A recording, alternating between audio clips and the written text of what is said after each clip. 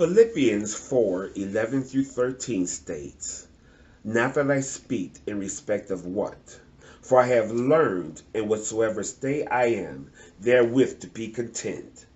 I know both how to be abased, and I know how to abound everywhere and in all things. I am instructed both to be full and to be hungry, both to abound and to suffer need. I can do all things through Christ, which strengtheneth me."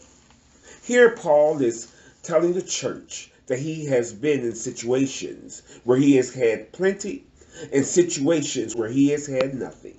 But in all these situations, he has learned to be content. We do need to learn how to be content in the things that we have and quit trying to keep up with the Joneses. But you ask, how can I possibly be content when I'm in an abusive relationship? How can I possibly be content when I'm about to be evicted or I've lost my job?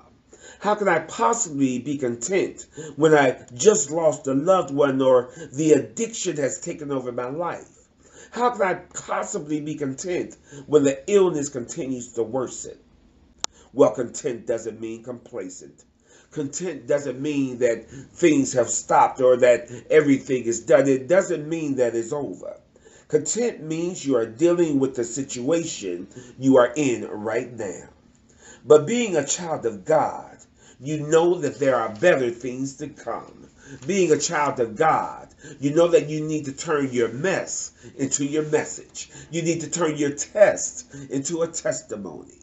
For you know that faith is the substance of things hoped for and the evidence of things not seen.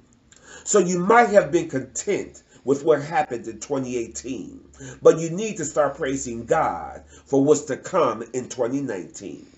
You learned how to deal with that illness in 2018, but start praising God right now for the healing coming in 2019. You might have learned how to deal with the loss of a loved one in 2018, but thank God now for the joy that's coming in 2019. For the joy I have, this world didn't give it, and the world can't take it away. You were content with the little money you had in 2018, but start shouting hallelujah for the increase coming in 2019. 2018 may have been rough, it may have been hard, it may have been difficult, and you have learned how to be content and deal with it. But 2019 is here, and you need to start looking for the overflow. For as Paul wrote, I can do all things through Christ, which strengtheneth me.